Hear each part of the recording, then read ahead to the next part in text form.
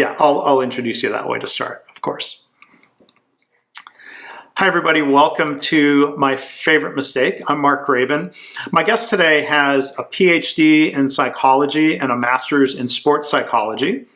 My guest played professional and semi-pro football as a linebacker and a running back. Now, you might be forming a picture of my guest in your head, and what you're picturing might very well be incorrect, because my guest is author of the book, Play Big: Lessons in Being Limitless from the First Woman to Coach in the NFL. That's right. Dr. Jen Welter became a linebackers coach for the Arizona Cardinals in 2015. She was the first woman to ever break what she calls that glass sideline of the NFL. So, Jen, thank you so much for being here as a guest. How are you?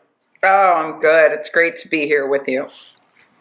I'm really excited to talk about your work and all of the interesting things that you've done in different aspects of your career. But first off, as we ask our guests, what would you say is your favorite mistake?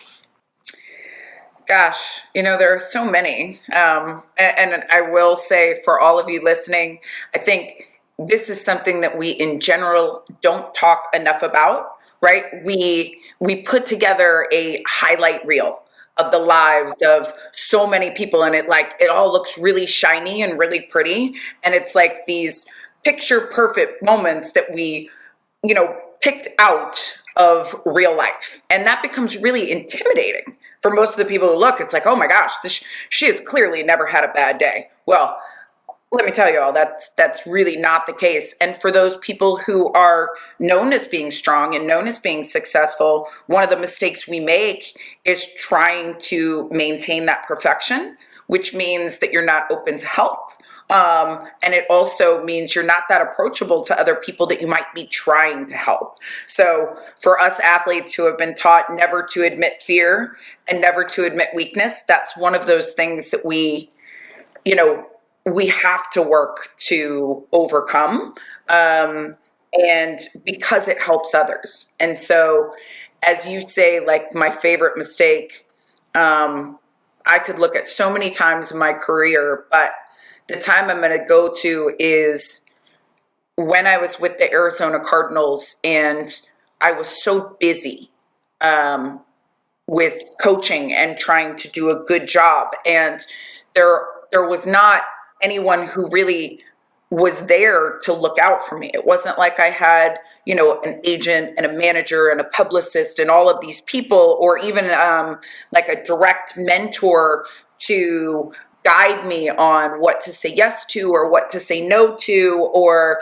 to look through different things and handle I would have say the business of what being me meant at that time. And because of that, I actually got taken advantage of quite a bit. There was somebody who positioned themselves as being in the industry, and, really having my back and taking care of stuff and being connected. And it turns out a lot of that was not true.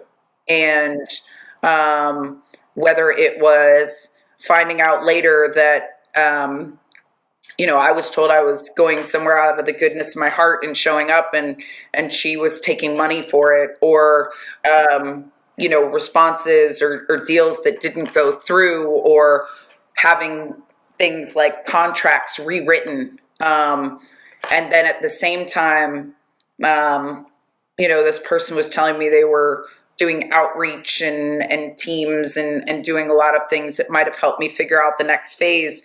And none of those things were actually happening.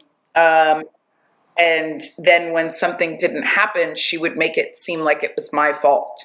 So not only were things not happening, but then I'm being made feel as less than because, nothing added up. And the way manipulators continue to manipulate is to, first establish dependence, and then, also cut ties of other people who would tell you otherwise, and to make you feel bad.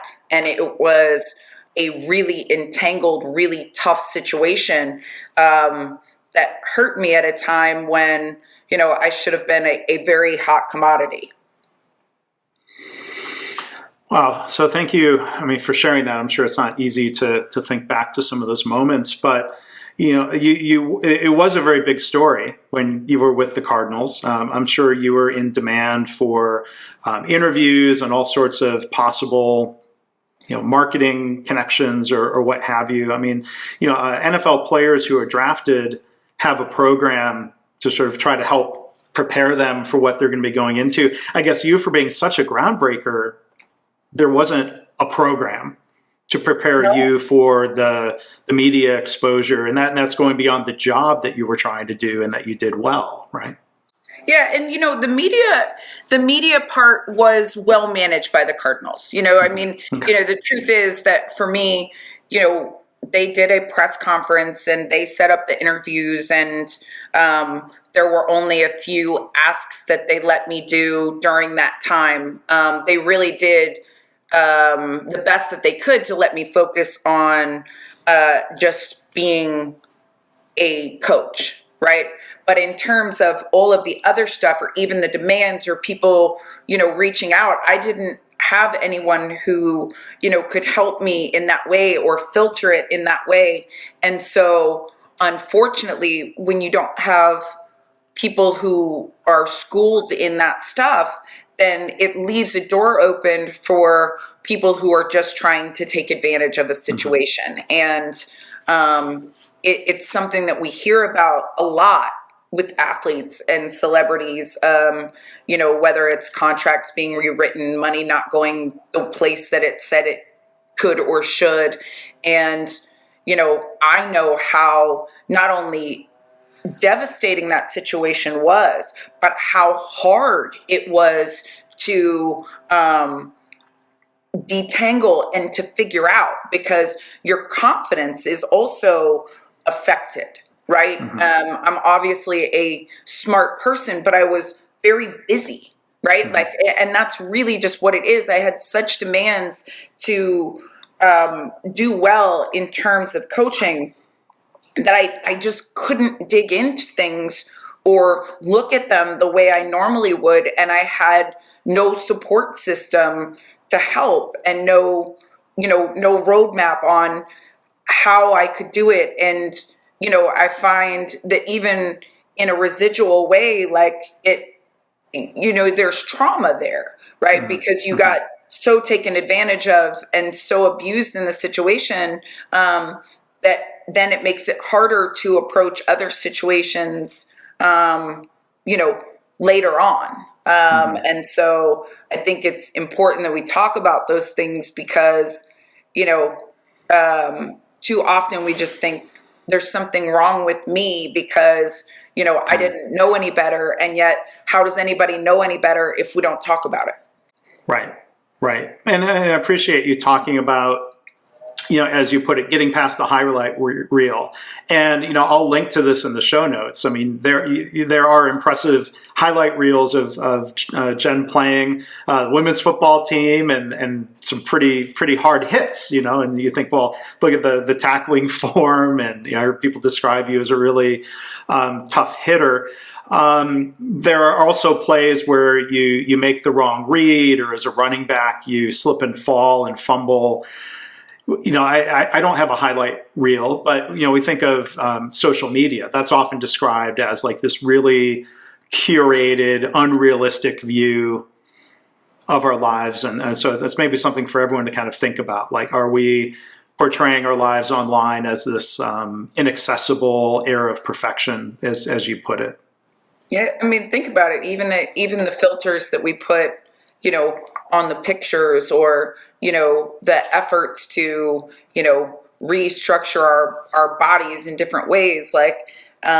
Those are images other people then see and absorb. And, the truth is that perfection might be a moment, right? It might be my hair looks perfect for one moment. And then the second I step out in the windy day, it's across my face, right? And so much of how we look at the world and we think of ourselves in the world depends on just which camera angle someone happens to snap at that moment. And I think it's a really hard time, especially for our younger generation, where everything is so visual and so accessible and so on all the time, right? That I wonder on the impacts on confidence to, have those moments live on in perpetuity, right? I can think of some bad days, some bad plays that I'm really glad, are in the past and don't have a digital footprint, right? And yet in the age that we're in right now, that's so much harder because that grace of even, oh my gosh, I can't believe you caught that picture and I'm going to rip it up physically isn't there anymore. Right? Like, right. Oh my gosh, I look terrible. That's so horrible. Or, whatever, because everything is digital and instant and shareable and viral. Yeah. So I'm going to jump ahead to more of the current day. Before we go back, I want to ask more about your playing and your coaching and other things. But you do a lot of camps and programs for girls to provide opportunities that you didn't have growing up. I was wondering if you could share a little bit of that and how football and sports now is a way for girls to maybe build strength, character, self-esteem in ways that don't involve pictures on Instagram. But, let's talk about pictures on Instagram, right? If you're posting a picture of just your body, then it means your body is the source of your confidence in terms of the response of what it looks like. I want it to be the source of your confidence in terms of it allows you to go out and run and tackle and catch and do whatever it is that you want to accomplish in your life, right? Like that you're building into your body, not just so that someone will respond to how it looks, but how it allows you to accomplish, how it makes you feel. And we know in terms of confidence for girls, that when they're involved in sports, they're much more likely to take care of their bodies and respect it, which means making choices not being less likely to have teen pregnancy or to, use drugs and alcohol and things like that, because your body is then something that you really have to treat as a temple, right? And when you're an athlete and you know that your body is helping you accomplish all these things, you view it in a different way, right? Like I am developing my leg strength because, I want to explode through a tackle, not just because I want to look good in a swimsuit, right? And those are tangible results that you can build on and feel and see what hard work does. So for me, it's so important that girls know that they can do anything and that they can be the instruments of success, not just an accessory that's accessible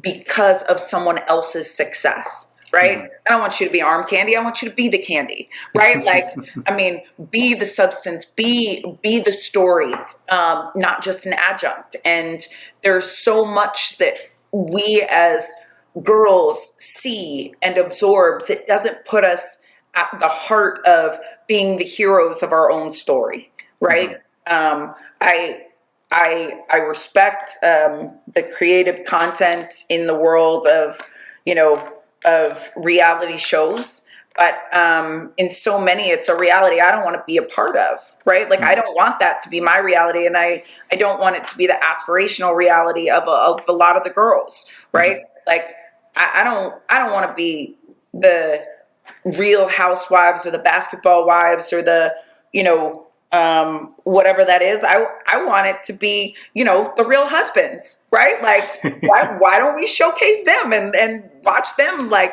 edifying these amazing women as opposed to, being the adjuncts. And I think that we have the opportunity to put women out front that show girls that, they could be Kamala Harris. They could be the vice president.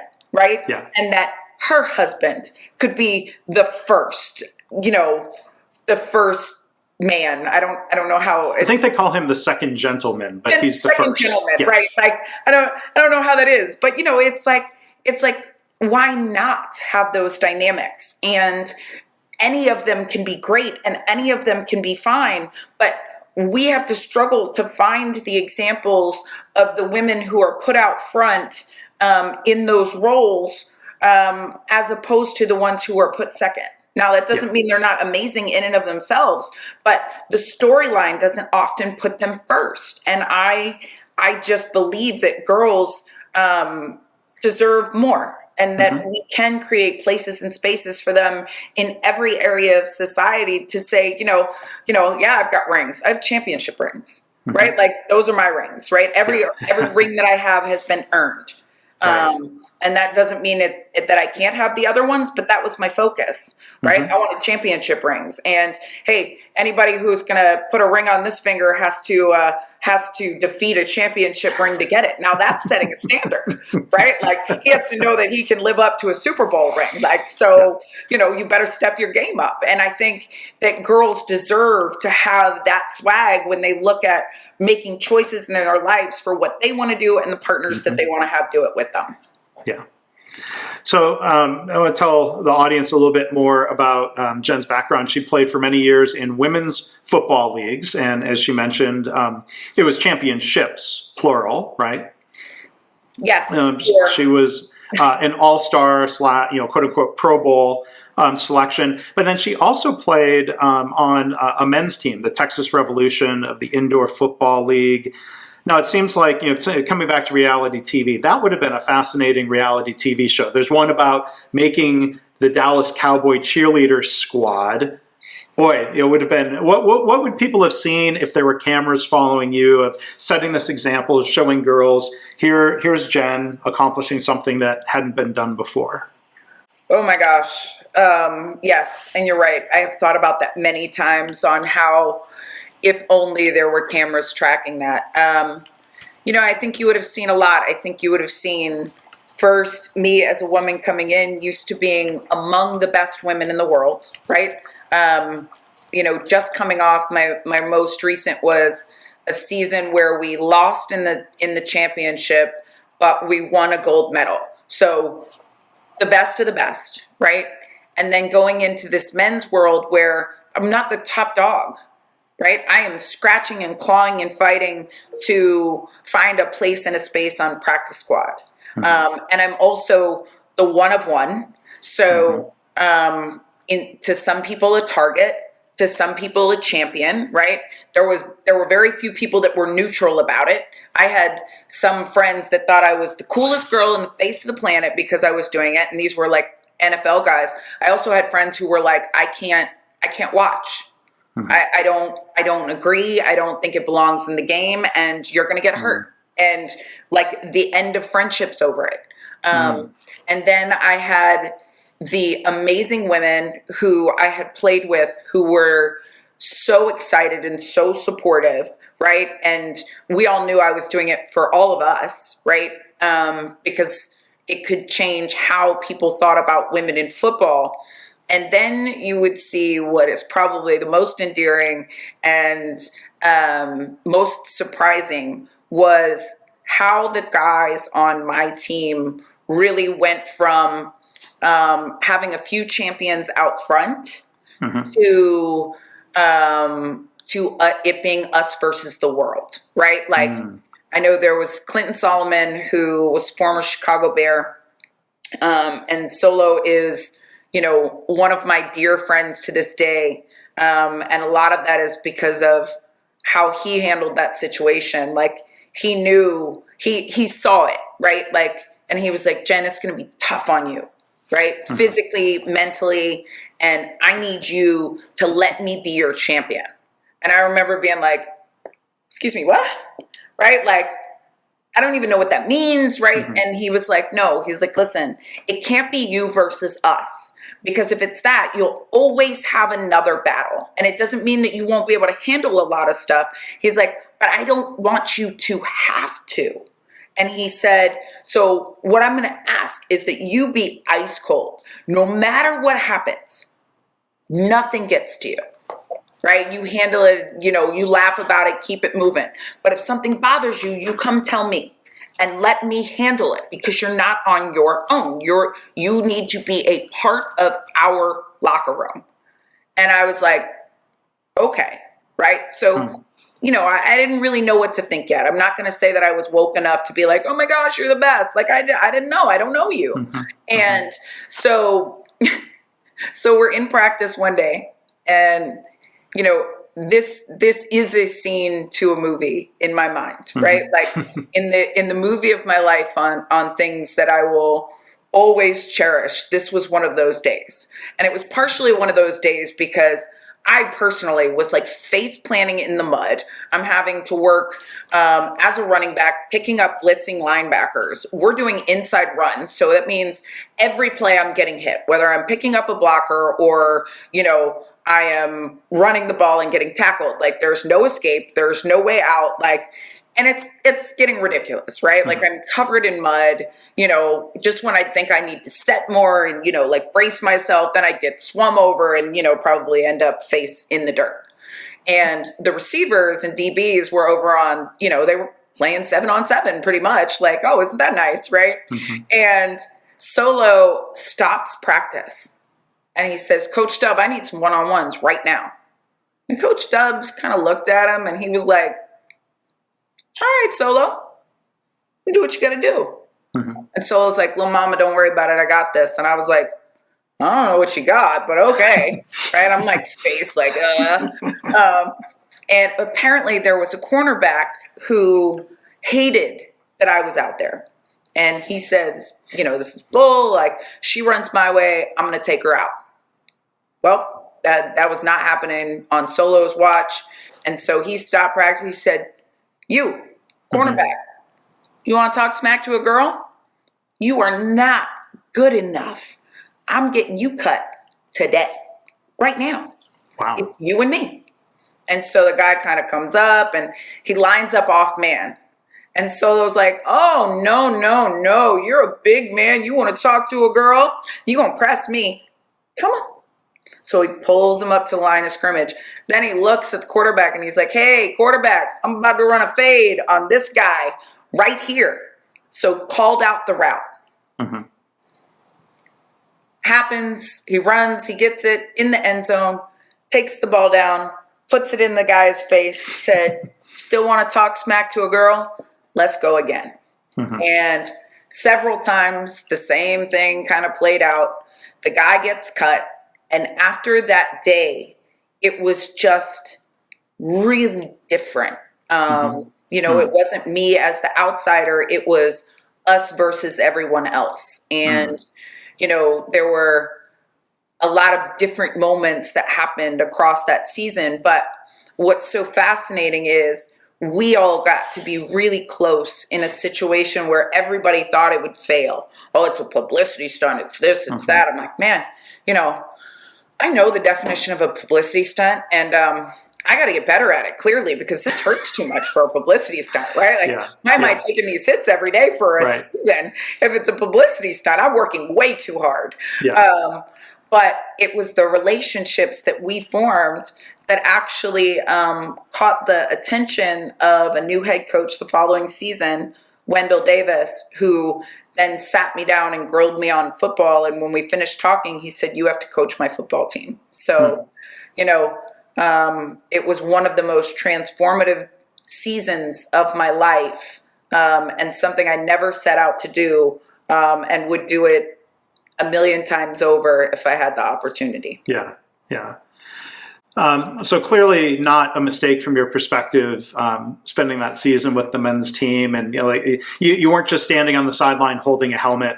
You were in the mix. And I mean, for context, you're strong. Like, they see the pictures of you on the Cardinals sideline, like, a bit of a gun show, with the with your arms. But you're 5'2", which is a disadvantage in football as a running back, man or woman. I mean, that was something to really overcome.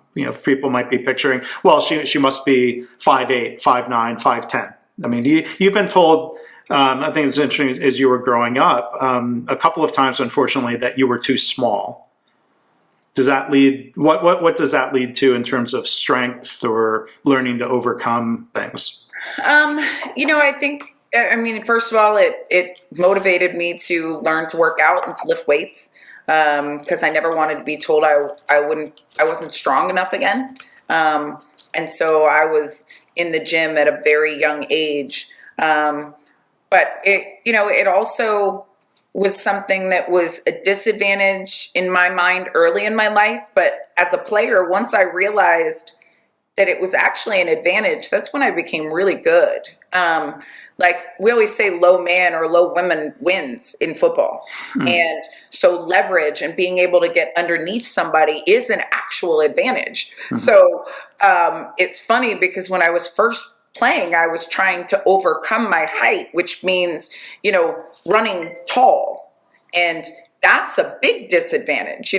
Big guys are trying to get lower and lower, and I'm already starting low.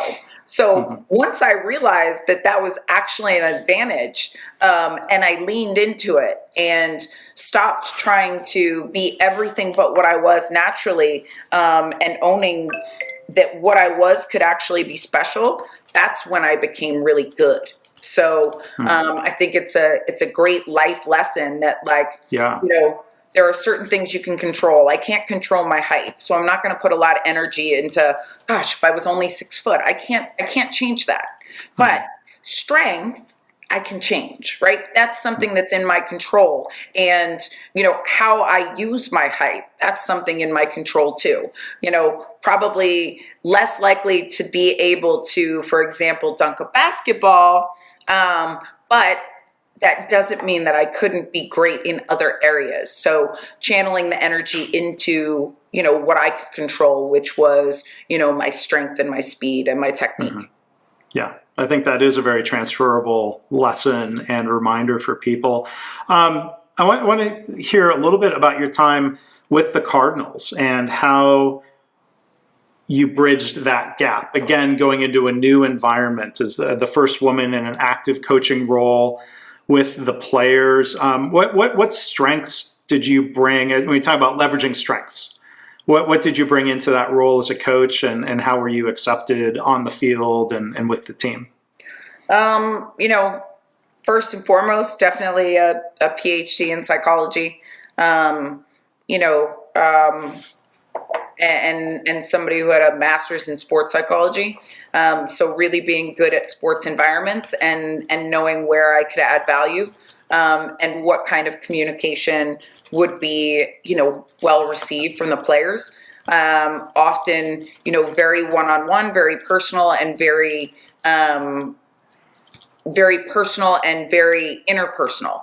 And so it was different for them in a way, because it was not necessarily the communication they were used to, but one that they were used to in their lives, just maybe not in football, right? A lot of these guys had been coached by very strong women in their lives. They just hadn't had it on a football field before. So it was, I think something that stood out. And then also, to their credit, those guys knew everything about me before I even walked onto the field for the first time.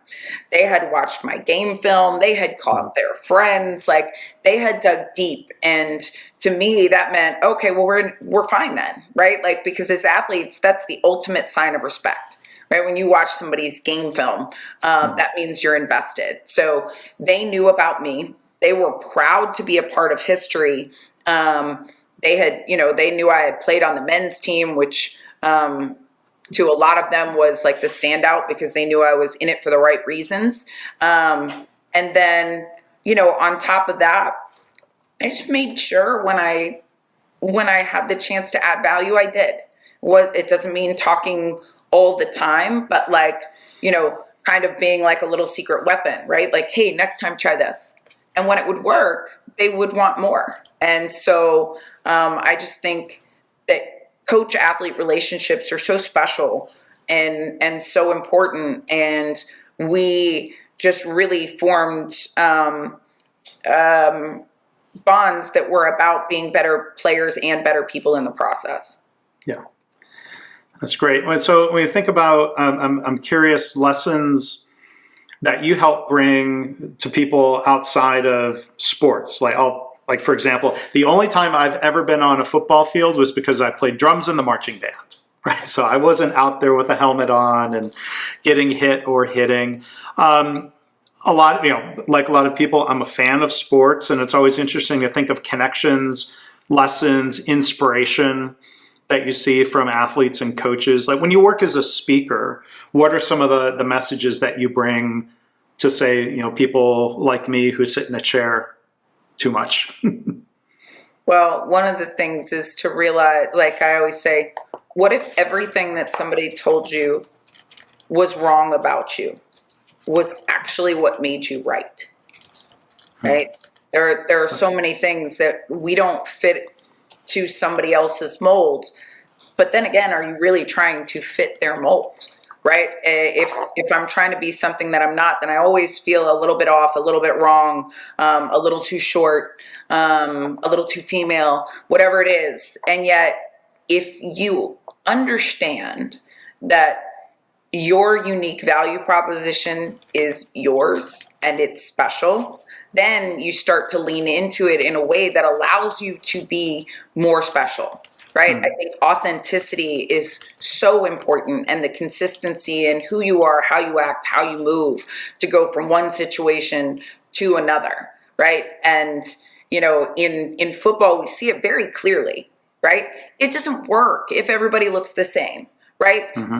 Big talk about Tom Brady right now. Right? Like, he's the GOAT. He went from New England. Everybody wanted him. Tampa Bay picks him up. We want TB12.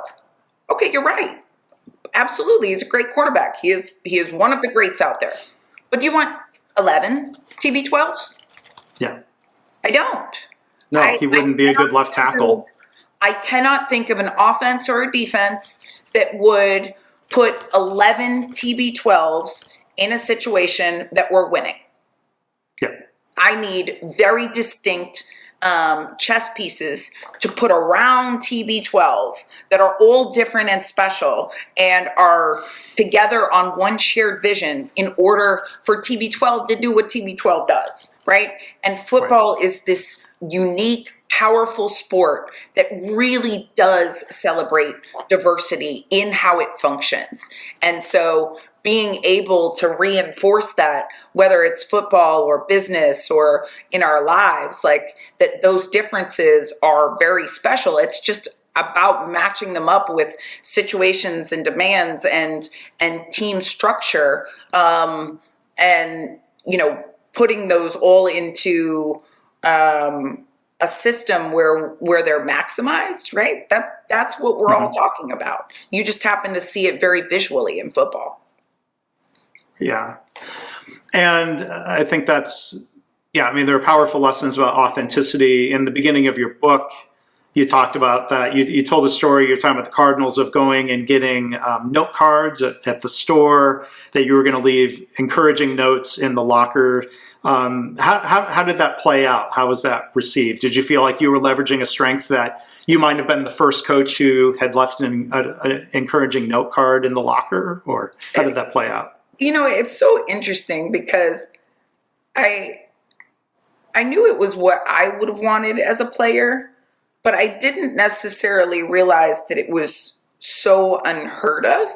And, I kind of thought that the locker room was like Vegas, right? Like this would be our secret, that this was just between us. And, before the game, a couple of players were like, man, I really appreciate those words. I was like, great. This was not the worst coaching decision in the history of the NFL. We're fine. And yet, at the end of the game, a reporter came up to me and said, history was made tonight at University of Phoenix Field for the first time in the history of the NFL. A female took the sidelines as a coach. And we heard you did something very special for your players. You left notes in their locker. Would you care to comment? And I was like, No, no, I would not. Because that would have been a secret I took to the grave. Nobody would have known, Yeah. right? Like, I would not have been like, yeah, I wrote notes and put them in my guys' lockers, right? No.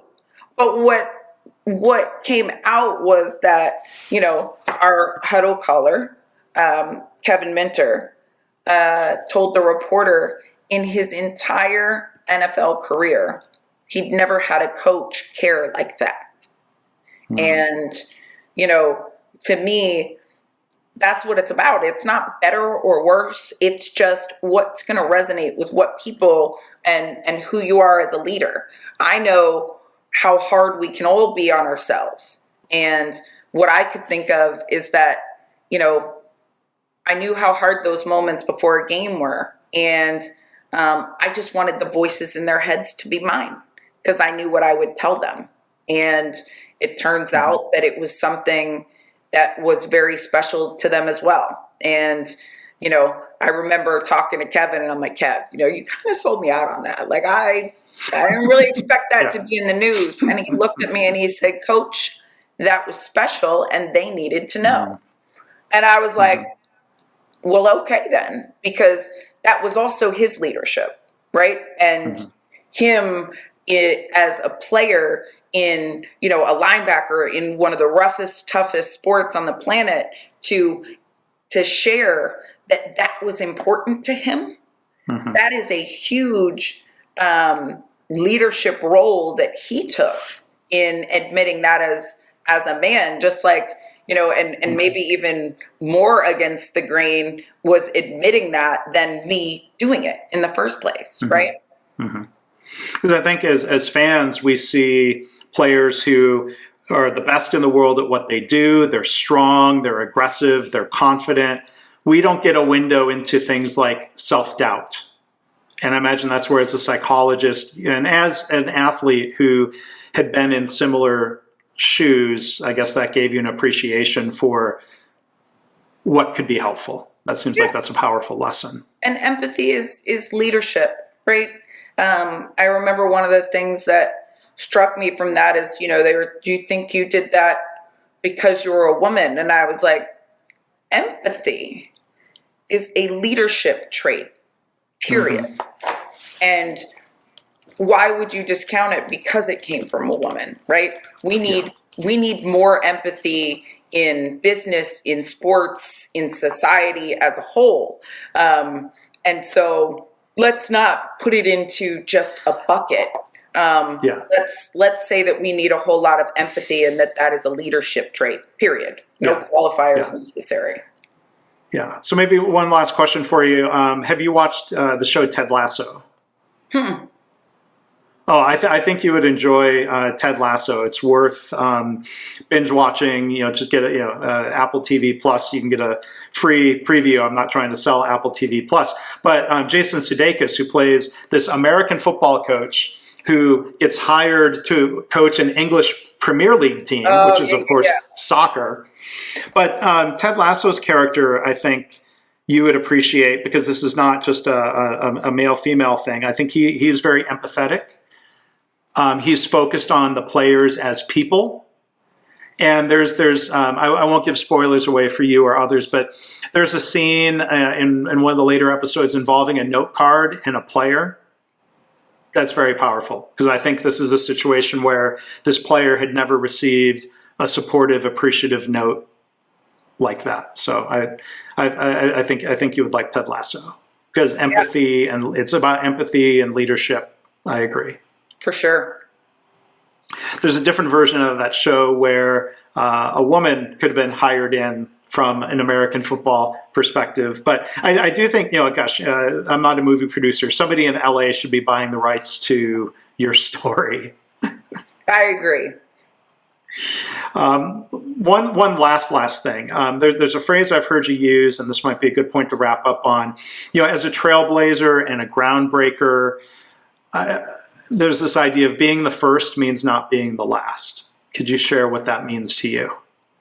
Yeah, when you're the first, the whole narrative, just by design, is around what you do, right? I remember very distinctly the media, it wasn't, could Jen Welter coach guys in the National Football League? It was, could a woman, right? And that means the entire, fate of women in coaching in football is resting squarely on your shoulders, because there's a sample size of one, right? Now, it doesn't mean that there aren't other women, better women, whatever. It just means that that's all they're looking at that time. And so I always said the opportunity and responsibility of being first is to ensure you're not the last, right? So first and foremost, that means do a good job and give them no reason to say, oh, well, this is why we can't have a woman. We tried that once, but you remember that Jen Welter thing, right? Like, you don't want them to slam the door and have you be the reason why it was closed tighter than it was before. But then it also means extending the conversations. It means, pushing for change. It means being, an advocate. It also means, helping to look at places and spaces where you can shift the societal focus, right? Like, working with Madden to be the first female head coach in Madden. Now that means that a girl could see herself in the game and get permission to think, oh, well, coaching could be a woman, right? And plant that seed of that idea. And boys could look at it and say, oh, a coach could be a woman. It could be a male or a female, right?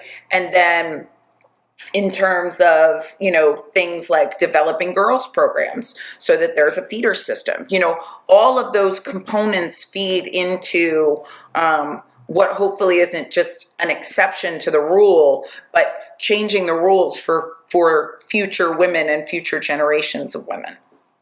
Yeah. Well, thank you for all of that. And thank you so much for being a guest here today. We've been joined by Dr. Jen Welter. Do check out her book. It's called Play Big, Lessons in Being Limitless, from the first woman to coach in the NFL. You can learn more about all of the different things that she does at her website, jenwelter.com. This has been a real honor, a real treat to have you here. Thank you for sharing not just story about mistakes, but the lessons that have been hard fought along the way. So thank you. Thank you so much. For sure. My pleasure. Thanks for having me.